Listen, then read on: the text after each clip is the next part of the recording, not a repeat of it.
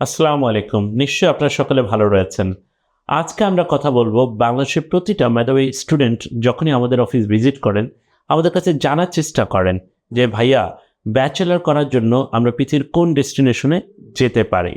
তবে সবচাইতে বাংলাদেশের মেধাবী শিক্ষার্থীরা ব্যাচেলর কমপ্লিট করার জন্য এই মুহূর্তে কনসিডার করছে অস্ট্রেলিয়া এবং নিউজিল্যান্ড। তবে তার মধ্যে স্টুডেন্টরা আবার অনেক বেশি কনফিউজড হয়ে থাকেন যে ভাইয়া অস্ট্রেলিয়া এবং নিউজিল্যান্ড দুটো ডেস্টিনেশনেই বাংলাদেশি মেধাবী শিক্ষার্থীদেরকে যথার্থ কোয়ালিটি এডুকেশন প্রোভাইড করছে। সো এই দুটো ডেস্টিনেশনের মধ্যে আমরা আসলে কাকে বেশি এগিয়ে রাখবো, এই ভিডিওতে আমরা পুরোপুরি এই বিষয়টি নিয়ে আলোচনা করব। অস্ট্রেলিয়া এবং নিউজিল্যান্ডের মধ্যে কোন ডেস্টিনেশন হতে পারে আপনার জন্য পারফেক্ট সলিউশন। মনে রাখবেন, বিদেশে উচ্চশিক্ষা এটা আপনার কোনো বেসিক নিড নয়, এটা আপনার জন্য একটা ইনভেস্টমেন্ট। বিদেশে উচ্চশিক্ষা শুধুমাত্র কোয়ালিটি এডুকেশন নিশ্চিত করে না, বিদেশে উচ্চশিক্ষা কোয়ালিটি এডুকেশনের পাশাপাশি আপনার ভবিষ্যৎ প্রজন্মের জন্য সুনিশ্চিত একটি আবাসস্থল কিন্তু নিশ্চিত করে থাকেন। দেখুন, বাংলাদেশেও কিন্তু আপনি কোয়ালিটি এডুকেশন পাচ্ছেন।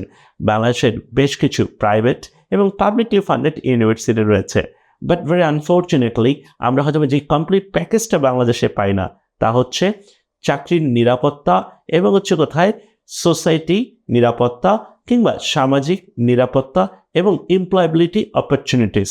যেখানে সামাজিক নিরাপত্তার অভাব রয়েছে, কোয়ালিটি অফ এডুকেশন নিয়ে প্রশ্ন রয়েছে, যেখানে এমপ্লয়াবিলিটি নিয়ে প্রশ্ন রয়েছে, সেই পুরো জায়গাটাকে কিন্তু আমরা কমপ্লিট একটা প্যাকেজ পেতে পারি যখন আমরা উচ্চশিক্ষার জন্য বিদেশে যেয়ে থাকবো।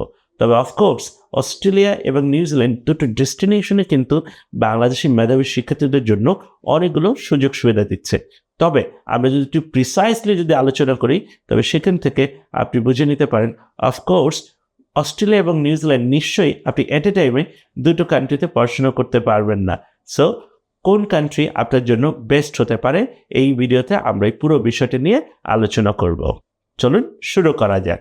প্রথমত আমরা যে বিষয় নিয়ে কথা বলছি তা হচ্ছে অস্ট্রেলিয়া এবং নিউজিল্যান্ডে প্রচুর পরিমাণে ইউনিভার্সিটি রয়েছে, গভর্নমেন্ট পলিটেকনিক রয়েছে, প্রাইভেট ইনস্টিটিউশনও কিন্তু রয়েছে। তবে টিউশন ফিসের কথা যদি আমরা চিন্তা করে থাকি, সেক্ষেত্রে Australia is bit expensive compare to New Zealand.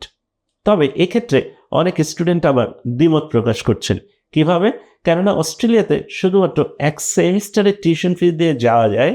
As a result of স্টুডেন্টরা এটা মনে করেন অস্ট্রেলিয়ার টিউশন ফিস সম্ভবত খুবই affordable, but to be honest না। হোয়ার ইন নিউজিল্যান্ড আপনাকে বলছে আপনার স্টাডি পারমিট ভিসা অ্যাপ্রুভ হওয়ার পরে পুরো 1 বছরের টিউশন ফিস আপনাকে অ্যাট এ টাইমে দিয়ে দিতে হবে। এই কারণে অনেক বাংলাদেশি মেধাবী শিক্ষার্থীদের কাছে নিউজিল্যান্ড আবার অনেক বেশি এক্সপেন্সিভ মনে হয়। বাট আপনারা যদি খুব ঠান্ডা মাথায় একটু অ্যানালাইসিস যদি করে থাকেন, দেন আপনারা এই বিষয়টিকে খুব সহসাই রিয়েলাইজ করতে পারেন। হোয়ার আপনি অস্ট্রেলিয়াতে এক সেমিস্টারের টিউশন ফি দিতে হয় এবং ইন নিউজিল্যান্ড আপনাকে পুরো 1 বছরের টিউশন ফি দিতে হয়। আপনি দেখবেন অস্ট্রেলিয়াতে বছরে 2টো সেমিস্টার অপারেট করে, নিউজিল্যান্ডেও 2টো সেমিস্টার অফার করে থাকে বছরে, অর্থাৎ ইয়ারলি। বাট অস্ট্রেলিয়াতে আপনি 1 সেমিস্টার টিউশন ফি দিয়ে যেতে পারছেন, বাট ইন নিউজিল্যান্ড আপনাকে পুরো 1 বছরের টিউশন ফিস দিতে হচ্ছে। বাট আমরা যদি ক্যালকুলেট যদি করি প্রপার ওয়েতে, তাহলে আপনারা দেখবেন যে অস্ট্রেলিয়ার তুলনায় নিউজিল্যান্ডের টিউশন ফিস অনেক বেশি অ্যাফোর্ডেবল। এটা গেল টিউশন ফিসের কথা। এবার আমরা কথা বলবো টিউশন ফিস কখন কোন কান্ট্রি আপনার কাছ থেকে চার্জ করছে। অস্ট্রেলিয়াতে আপনি যদি স্টাডি পারমিট ভিসার জন্য যদি অ্যাপ্লিকেশন করেন, সেক্ষেত্রে অবশ্যই আপনার টিউশন ফিস ইন অ্যাডভান্স আপনাকে পে করতে হচ্ছে। ইন নিউজিল্যান্ড আপনি টিউশন ফিস দেবেন ভিসা অ্যাপ্রুভাল আসার পরবর্তী সময়। তো সেক্ষেত্রে কিন্তু আপনি অনেকগুলো টাকা সেভ করতে পারছেন এবং জিরো রিস্ক নিচ্ছেন in terms of tuition fees. কেননা আপনি যখনই বিফোর ভিসা আপনি টিউশন ফিস পে করবেন, দেখবেন ব্যাংক থেকে আপনি ডলার কিনে যখন পাঠাতে পারবেন, ইউজুয়ালি নর্মালি স্বাভাবিকভাবে আমরা দেখতে পাই পার ডলারে আমাদের থেকে অ্যাবাউট 5 টাকা বেশি দরে কিন্তু আমাকে ডলার কিনতে হয়। বাট ইন নিউজিল্যান্ড আপনাকে আগে থেকেই কিন্তু ডলার কিনতে হচ্ছে না, কেননা যেই মুহূর্তে আপনার ভিসাটি অ্যাপ্রুভ হলো ঠিক তখনই কেবলমাত্র আপনি আপনার টিউশন ফিস পাঠাবেন। এখানে হাই রিস্কটা রয়ে গেল অস্ট্রেলিয়ার জন্য। কোনো কারণে আপনার ভিসা যদি আবার ডিক্লাইন হয়, যখন আপনি টাকাটা ফেরত পাবেন তখন কিন্তু আপনাকে 5 টাকা করে প্রত্যেক ডলারে আপনি কিন্তু কম করে কিন্তু ফেরত পাবেন, কেননা এটা হচ্ছে ব্যাংকের বিজনেস। যেই মুহূর্তে আপনি টিউশন ফিস অস্ট্রেলিয়াতে পাঠাবেন, ওনারা বেশি দামে আপনার কাছে ডলার বিক্রি করবে। আবার যেই মুহূর্তে আপনি অস্ট্রেলিয়া থেকে টিউশন ফিসটা বাংলাদেশে ফেরত আসবে আফটার ভিসা না হওয়ার পর কারণবশত, সেক্ষেত্রে কিন্তু আপনি আরও 5 টাকা করে কিন্তু কম পেলেন। সো টেকনিক্যালি আপনি কিন্তু দেখলেন আপনার ফাইন্যান্সিয়ালি ক্ষতিগ্রস্ত হওয়ার সম্ভাবনা অস্ট্রেলিয়াতে অনেক বেশি। But where is in New Zealand, পুরো টিউশন ফিসটাই আপনি তখনই দেবেন যেই মুহূর্তে আপনার study permanent visa application granted হচ্ছে ফ্রম ইমিগ্রেশন নিউজিল্যান্ড। সো আমি এই কারণে নিউজিল্যান্ডকে অনেক বেশি প্রায়োরিটি দিচ্ছি ইন টার্মস অফ অস্ট্রেলিয়া। এবার টিউশন ফিসের পাশাপাশি আমরা যে বিষয়গুলো নিয়ে একটু কথা বলতে যাচ্ছি তা হচ্ছে ইন্স্যুরেন্স। এই ইন্স্যুরেন্সের কারণে আসলে আমাদের অনেকগুলো অর্থ কিন্তু খরচ করতে হয়।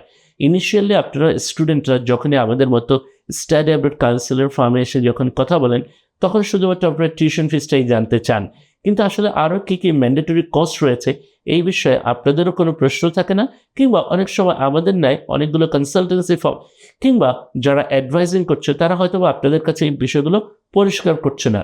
So middle of the journey আপনি তখন রিয়েলাইজ করতে পারলেন যে আপনার তো ইন্স্যুরেন্স ফি দিতে হচ্ছে, and which is very expensive in Australia. Insurance fee এর পাশাপাশি আপনাকে কিন্তু এম্বাসি ফিও কিন্তু মাথায় রাখতে হবে। আপনারা মনে করেন এম্বাসি ফি আর কত টাকা, বাট যদি প্রত্যেকটা বিষয়কে যদি আপনি পুঙ্খানুপুঙ্খভাবে অ্যানালাইসিস যদি করে থাকেন, আপনি দেখবেন Australia is far expensive compare to New Zealand. So এবার আমরা একটু পরিপূর্ণ ধারণা নিতে চাই যে অস্ট্রেলিয়ার ইন্স্যুরেন্স খরচ কেমন হতে পারে এবং আপনাকে কখন দিতে হতে পারে। আমরা বিগত দিনের অভিজ্ঞতায় দেখতে পেয়েছি, কোনো একটা স্টুডেন্ট যদি ব্যাচেলর করার জন্য যদি অস্ট্রেলিয়াতে যদি দিয়ে থাকেন, তাকে আনুমানিক অ্যাপ্রক্সিমেটলি 3 লক্ষ টাকার ন্যায় কিন্তু আপনাকে ইন্স্যুরেন্স পে করতে হচ্ছে, অর্থাৎ health insurance. But where is in New Zealand কোনো ধরনের ইন্স্যুরেন্স কিন্তু আপনাকে পে করতে হচ্ছে না, কারণ তাদের টিউশন ফিসের মধ্যেই কিন্তু আপনার হেলথ ইন্স্যুরেন্স ইনক্লুডেড করা রয়েছে এবং হুইচ ইজ ভেরি অ্যাফোর্ডেবল। যেখানে আপনার অস্ট্রেলিয়াতে ব্যাচেলর কমপ্লিট করার জন্য অ্যাপ্রক্সিমেটলি 3 লক্ষ টাকার মতো আপনাকে হেলথ ইন্স্যুরেন্স দিতে হচ্ছে, বাট ইন নিউজিল্যান্ড আপনাকে এই 3 বছরের জন্য হেলথ ইন্স্যুরেন্স দিতে হচ্ছে অনলি 90,000 টাকা। সো আমরা হেলথ ইন্স্যুরেন্সের ব্যাপারে যদি চিন্তা করে থাকি যে New Zealand is quite affordable compare to Australia. অস্ট্রেলিয়াতে হেলথ ইন্স্যুরেন্স কিন্তু আপনার টিউশন ফিসের সাথে সাথে কিন্তু পে করে দিতে হচ্ছে, অর্থাৎ অ্যাডভান্স পে করতে হচ্ছে। টিউশন ফিস যেমন আপনাকে অস্ট্রেলিয়াতে অ্যাডভান্স পেমেন্ট করতে হয়, ঠিক একইভাবে হেলথ ইন্স্যুরেন্সের খরচে কিন্তু আপনাকে অ্যাডভান্স পে করতে হচ্ছে ইন অস্ট্রেলিয়া। মানে ওয়ার ইজ ইন নিউজিল্যান্ড আপনাকে টিউশন ফিস দিতে হচ্ছে ভিসা হওয়ার পরবর্তী সময়ে, এবং আপনার হেলথ ইন্স্যুরেন্স কিন্তু ওই টিউশন ফিসের মধ্যেই কিন্তু ইনক্লুডেড থাকছে নিউজিল্যান্ডে, এবং হুইচ ইজ ভেরি অ্যাফোর্ডেবল এবং ভিসা হওয়ার পরবর্তীতে দিতে হয়। সো এই দুটো কারণে যদি আমরা যে বিশ্লেষণ যদি করে থাকি, সেক্ষেত্রেও আমরা কিন্তু নিউজিল্যান্ডকে অনেক দূর এগিয়ে রাখবো কম্পেয়ার টু অস্ট্রেলিয়া। এরপর আমরা যে বিষয় নিয়ে কথা বলছি তা হচ্ছে এম্বাসি ফিস। যদিও এম্বাসি ফি দুটো কান্ট্রিতেই বিফোর অ্যাপ্লিকেশন আপনাকে সাবমিট করতে হচ্ছে। অস্ট্রেলিয়ার জন্য আপনার এম্বাসি ফি হচ্ছে বাংলাদেশি টাকায় অ্যাপ্রক্সিমেটলি 1,72,000 টাকা। ওয়ার ইজ ইন নিউজিল্যান্ড আপনার এম্বাসি ফি হচ্ছে মাত্র 60,000 টাকা। সো এই ক্ষেত্রেও কিন্তু আমরা দেখতে পাচ্ছি খুবই অ্যাফোর্ডেবল অপরচুনিটিস কিন্তু দিচ্ছে আমাদেরকে নিউজিল্যান্ডে। তবে তারপরও আপনার ইচ্ছা এবং আপনার স্বপ্নকে চিন্তা করে আপনাকে ডেস্টিনেশন সিলেক্ট করতে হবে। কিন্তু আমরা ইন্টারন্যাশনাল অ্যাডমিশন সার্ভিস শুধুমাত্র আপনাকে যে স্টাডি অ্যাব্রডের জন্য বিদেশে পাঠাচ্ছি তা কিন্তু নয়। স্টাডি অ্যাব্রডের পাশাপাশি আমরা এই বিষয়টাও মেক শিওর করতে চাই কোন কান্ট্রিতে গেলে আপনি খুব সহসাই আপনি আপনার পড়াশোনা কমপ্লিট করতে পারছেন, পার্ট টাইম জব করতে পারছেন, এবং পড়াশোনা কমপ্লিট করার পরবর্তী সময়ে কত স্বল্প সময়ের মাধ্যমে আপনি পার্মানেন্ট রেসিডেন্সি পেতে পারছেন। এবং শুধু পার্মানেন্ট রেসিডেন্সি নয়, পার্মানেন্ট রেসিডেন্সি পাওয়ার পরবর্তীতে আপনি আপনার ফ্যামিলিকে একসাথে এখানে নিয়ে যেতে পারছেন। অনেক স্টুডেন্ট রয়েছেন যাদের প্যারেন্টসকে তারা দেশের বাইরে নিয়ে যেতে চান। অস্ট্রেলিয়া এক্ষেত্রে প্যারেন্টসদের জন্য আসলে সুদীর্ঘ কোনো ভিসার পরিকল্পনা তাদের কিন্তু নেই। বাট ওয়ার ইজ ইন নিউজিল্যান্ডে আপনি নিউজিল্যান্ডে পার্মানেন্ট রেসিডেন্সি পাওয়ার পরে আপনি আপনার প্যারেন্টসকে কিন্তু নিয়ে যেতে পারছেন। অফকোর্স যারা বিবাহিত গ্রাজুয়েট রয়েছে তারা অবশ্যই স্পাউস দিয়ে আপনারা অস্ট্রেলিয়াতেও যেতে পারবেন, স্পাউস দিয়ে আপনারা নিউজিল্যান্ডেও যেতে পারবেন। এখন আমরা যে বিষয়গুলো নিয়ে কথা বলবো, স্টুডেন্টরা আপনারা অনেক সময় আমাদের কাছে এই প্রশ্নটা করে থাকেন যে ভাইয়া অনেক ইউনিভার্সিটি রয়েছে, গভর্নমেন্ট পলিটেকনিক রয়েছে, প্রাইভেট ইনস্টিটিউশন রয়েছে, আমরা কোথায় যাব? একটা বিষয় আপনাকে মাথায় রাখতে হবে, আপনাকে খুব সুস্পষ্টভাবে পরিকল্পনা করতে হবে যে কোথার থেকে আপনি সবচাইতে বেশি বেনিফিট আপনি অ্যাচিভ করতে পারেন। অস্ট্রেলিয়ার কথা যদি চিন্তা করে থাকেন সেক্ষেত্রে অফকোর্স ইউনিভার্সিটি, বাট আপনি যদি নিউজিল্যান্ডের কথা যদি চিন্তা করে থাকেন আপনি ইউনিভার্সিটির পাশাপাশি গভর্নমেন্ট পলিটেকনিকগুলোকেও কনসিডার করতে পারেন। কেননা আমরা দেখেছি নিউজিল্যান্ডে গভর্নমেন্ট পলিটেকনিক আপনাকে হ্যান্ডস অন লার্নিংয়ের অপরচুনিটিস দিয়ে থাকে, বাট হোয়ার ইজ ইউনিভার্সিটিগুলো শুধুমাত্র আপনাকে অ্যাকাডেমিক্যালি এডুকেটেড করছে। সো এমপ্লয়েবিলিটির বেলায় আমরা যদি অ্যানালাইসিস যদি করে থাকি, আমরা যদি ওদের স্ট্যাটিস্টিক যদি দেখে থাকি, সেক্ষেত্রে আমরা দেখেছি ব্যাচেলর লেভেলের স্টুডেন্টরা ইউনিভার্সিটি লেভেলের স্টুডেন্টের থেকে গভর্নমেন্ট পলিটেকনিকের স্টুডেন্টরা এমপ্লয়েবিলিটির ক্ষেত্রে অনেক দূর এগিয়ে থাকে, কিংবা তাদের জব হওয়ার সম্ভাবনা অনেক বেশি। অস্ট্রেলিয়ার বেলায় যদি আমরা একটু যদি বিশ্লেষণ যদি করে থাকি, যদিও বাংলাদেশের স্টুডেন্টরা ইউনিভার্সিটির জন্য অ্যাপ্লিকেশন করেন, কিন্তু যাওয়ার ঠিক এক সেমিস্টার পরে তারা আবার কলেজে ট্রান্সফার করে ফেলেন। এটাকে বলা হয় কোড অফ কন্ডাক্ট ভায়োলেন্স। কেননা আপনি যখন অস্ট্রেলিয়ার স্টাডি পারমিটের জন্য অ্যাপ্লিকেশন করেছেন তখন কিন্তু আপনি বলে গিয়েছেন, ইয়েস আমি এই পার্টিকুলারলি এই কোর্সটাই আমি এই ইউনিভার্সিটিতে পড়াশোনা করতে চাই, এই লোকেশনে পড়াশোনা করতে চাই। কিন্তু আপনারা বাংলাদেশি মেধাবী শিক্ষার্থীরা আপনারা জানেন যে অস্ট্রেলিয়াতে সিডনি এবং মেলবোর্নে পার্মানেন্ট রেসিডেন্সি পাওয়াটা কতটা challenging. As a result of, যদিও আপনারা এমপ্লয়েবিলিটির কথা চিন্তা করে আপনারা মেলবোর্ন এবং সিডনির জন্য অ্যাপ্লাই করেন, মেলবোর্ন এবং সিডনি বেস ইনস্টিটিউশনগুলো অনেক বেশি popular due to the employability opportunities during on your study period. But এক সেমিস্টার পরবর্তীতে কিন্তু স্টুডেন্টরা পার্থে চলে যাচ্ছে, অ্যাডিলাইডে চলে যাচ্ছে এবং তারা তাসমানিয়াতে চলে যাচ্ছে। সো আপনি যে কমিটমেন্ট দিয়ে অস্ট্রেলিয়াতে গিয়েছেন, ফাইনালি কিন্তু আপনি সেই কমিটমেন্টটাকে রক্ষা করতে পারেননি, এবং এই কারণে কিন্তু অনেক স্টুডেন্ট পার্মানেন্ট রেসিডেন্সির জন্য যখন তারা অ্যাপ্লাই করবে তারা কিন্তু ভয়ঙ্কর বিপদের মধ্যে কিন্তু পড়বে। But where is in New Zealand, আপনি চাইলে ডে 1 থেকেই ইউনিভার্সিটিতে অ্যাপ্লাই করতে পারেন, অর আপনি প্রাইভেট ইনস্টিটিউশনে অ্যাপ্লাই করতে পারেন, ইভেন আপনি গভর্নমেন্ট পাবলিকলি ফান্ডেড পলিটেকনিকগুলোতেও অ্যাপ্লিকেশন করতে পারেন। ভিসার ব্যাপারে যদিও একটা রিউমার রয়েছে অস্ট্রেলিয়ার জন্য যে ইউনিভার্সিটিতে ওরা ভিসা দিচ্ছেন, গভর্নমেন্ট পলিটেকনিক কিংবা প্রাইভেট ছোট ছোট কলেজগুলোতে অস্ট্রেলিয়া হয়তোবা ভিসা দেয় না। বাট নিউজিল্যান্ডের ব্যাপারে there is no discrimination at all. Either আপনি ইউনিভার্সিটিতে অ্যাপ্লাই করেন, আর গভর্নমেন্ট পলিটেকনিকে অ্যাপ্লাই করেন, আর আপনি প্রাইভেট টার্সিয়ারি ইনস্টিটিউশনে অ্যাপ্লাই করেন, there is no discrimination. International admission service আমরা ইউনিভার্সিটি, গভর্নমেন্ট পলিটেকনিক এবং প্রাইভেট টার্সিয়ারি ইনস্টিটিউশন নিয়ে আমরা কিন্তু কাজ করছি। এবার আমরা কথা বলতে চাই যে আপনি যদি ব্যাচেলর করতে চান, কেননা আজকে আমরা এই ভিডিওটাতে মূলত কথা বলছি ব্যাচেলর ক্যান্ডিডেটদেরকে নিয়ে, বাট যারা মাস্টার্স করতে যাবেন তাদের হতাশার কোনো কারণ নেই, কেননা খুব শীঘ্রই আপনারা মাস্টার্স নিয়েও কিন্তু একটি ভিডিও পেয়ে যাবেন আমাদের কাছ থেকে। সো ব্যাচেলর করার জন্য স্টুডেন্টরা প্রায়শই প্রশ্ন করে থাকেন যে ভাইয়া আমরা কোন কোর্সটা পড়ব। আমার বাবা দেখতে চান যে আমি ইলেকট্রিক্যাল অ্যান্ড ইলেকট্রনিক ইঞ্জিনিয়ারিং নিয়ে ব্যাচেলর করতে চাই, এবং আমার বাবা দেখতে চান আমি যাতে কম্পিউটার ইঞ্জিনিয়ারিং যাতে পড়াশোনা করতে পারি, আমি যাতে ইনফরমেশন টেকনোলজি নিয়ে পড়াশোনা করতে চাই, আমি ল অ্যান্ড অর্ডার নিয়ে পড়াশোনা করতে চাই। এই ব্যাপারে আমি আপনাদেরকে একটু বিনীতভাবে অনুরোধ করব, যখনই আপনার উচ্চশিক্ষার জন্য বিদেশে যাবেন এবং যেই ডেস্টিনেশনে যান না কেন, সবসময় চিন্তা করবেন ওনাদের দেশে লং টার্ম স্কিল শর্টলিস্ট বলে কিন্তু একটি প্রায়োরিটি লিস্ট রয়েছে। ফর অ্যান এক্সাম্পল, আপনি অস্ট্রেলিয়াতে যদি যেয়ে থাকেন সেক্ষেত্রে আপনি দেখবেন সিভিল ইঞ্জিনিয়ারদের হিউজ একটা ডিমান্ড রয়েছে, এবং হেলথ কেয়ার ম্যানেজমেন্ট, হেলথ সেক্টরে তাদের প্রচুর পরিমাণে এমপ্লয়েবিলিটির সুযোগ রয়েছে, এবং সোশ্যোলজি, বিশেষ করে যারা সোশ্যোলজি নিয়ে পড়াশোনা করে থাকেন তাদের জন্য অস্ট্রেলিয়াতে কিন্তু হিউজ একটা ডিমান্ড রয়েছে। অ্যাপার্ট ফ্রম দোজ, যদি আমি নিউজিল্যান্ডের সাথে যদি তুলনামূলক যদি বিশ্লেষণ যদি করে থাকি, অফকোর্স কনস্ট্রাকশন প্রজেক্ট ম্যানেজমেন্ট নিউজিল্যান্ডের বর্তমানে নাম্বার 1 প্রোগ্রাম ফর ব্যাচেলর স্টুডেন্টদের জন্য। এই কনস্ট্রাকশন প্রজেক্ট ম্যানেজমেন্টের পাশাপাশি কোয়ান্টিটিভ সার্ভেইং, এটা অত্যন্ত জনপ্রিয় একটি প্রোগ্রাম যা নিউজিল্যান্ডের হিউজ একটা ডিমান্ড রয়েছে, এবং নিউজিল্যান্ডের এই জনপ্রিয় কোর্সগুলোকে বলা হয় গ্রিন লিস্টেড কোর্সেস। সো আপনি কনস্ট্রাকশন প্রজেক্ট ম্যানেজমেন্ট কিন্তু আপনি কনসিডার করতে পারেন, কোয়ান্টিটিভ সার্ভেইং কোর্সকে আপনি কিন্তু কনসিডার করতে পারেন, এবং আপনারা যারা অটোমোটিভ ইঞ্জিনিয়ারিং পড়াশোনা করার কথা ভাবছেন তাদের জন্য New Zealand would be the one of the perfect solution. আপনাদের সকলের অবগতির জন্য জানানো যাচ্ছে নিউজিল্যান্ডে গড়ে প্রতিটি মানুষের 4টা কার কিন্তু থেকে থাকে। সো এক্ষেত্রে অটোমোটিভ ইঞ্জিনিয়ারদের কিন্তু প্রচুর পরিমাণে এমপ্লয়মেন্টের সুযোগ রয়েছে এবং আপনার খুব সহজেই যেই মুহূর্তে আপনি আপনার ব্যাচেলার ডিগ্রি কমপ্লিট করবেন, ইভেন ইন ডিপ্লোমা কোর্স আপনি কমপ্লিট করবেন, এটাকে বলা হয় কিন্তু জব রেডি প্রোগ্রাম।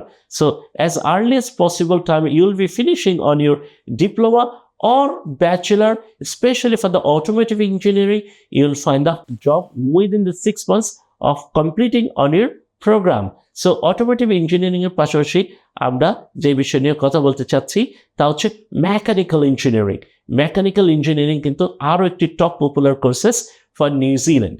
সো এইটা হলো ইঞ্জিনিয়ারিংগুলোর কথাবার্তা, and of course information technology, cyber security, computer forensic, এই বিষয়গুলো অনেক বেশি জনপ্রিয়তার শীর্ষে রয়েছে।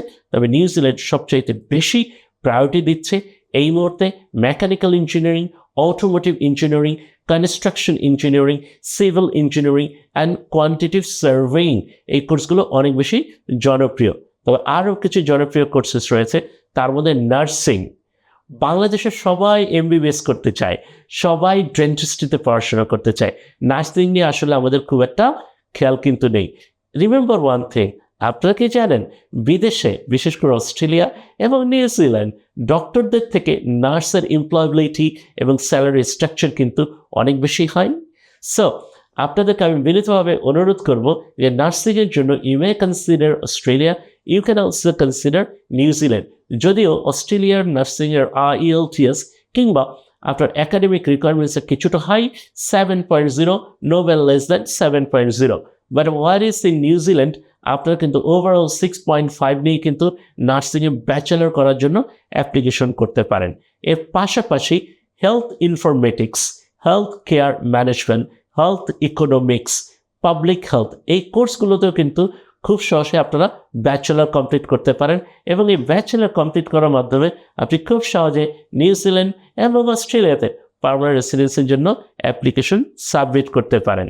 সো আজকে আরও একটি চমৎকার বিষয় আপনাদের সাথে একটু শেয়ার করতে চাচ্ছি, তা হচ্ছে এডুকেশন। এডুকেশনের 3টি সেক্টর রয়েছে যা বোধ অস্ট্রেলিয়া এবং নিউজিল্যান্ডে হাই ডিমান্ড রয়েছে। তবে নিউজিল্যান্ডের ডিমান্ডটা আকাশচুম্বী। অ্যারাউন্ড 2500 টিচার, এডুকেটর প্রয়োজন রয়েছে নিউজিল্যান্ড গভর্নমেন্টের জন্য 2026 রাউন্ড দ্য ইয়ার।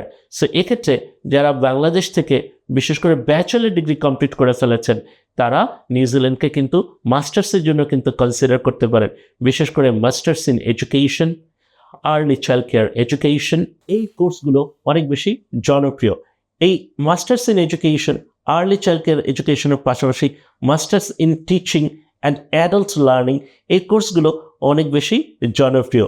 যদিও ভিডিওটা অনেক বেশি লম্বা হয়ে যাচ্ছে, আমি জানি না আপনারা কতটুকু ধৈর্য ধারণ করে আমার এই তথ্যগুলো আপনারা শুনবেন, কেননা we international admission service are certified study abroad counsellor by New Zealand government, by New Zealand universities.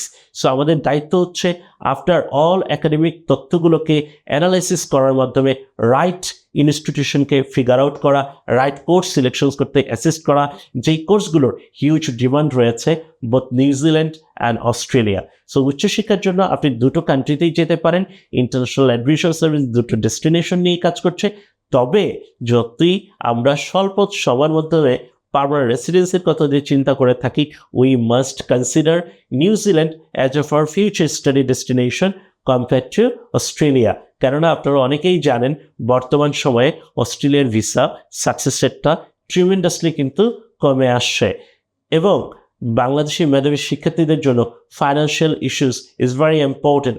যেখানে টিউশন ফিস অস্ট্রেলিয়াতে আগে দিতে হচ্ছে, যেখানে ইন্স্যুরেন্স ফিস অস্ট্রেলিয়াতে আগে দিতে হচ্ছে, হোয়ার ইজ নিউজিল্যান্ডে টিউশন ফিস ভিসার পরে দিতে হচ্ছে, ইন্স্যুরেন্স তাও আপনার ভিসার পরে দিতে হচ্ছে, এবং which is very affordable in New Zealand. So considering all the fact, I must say you people should apply for New Zealand.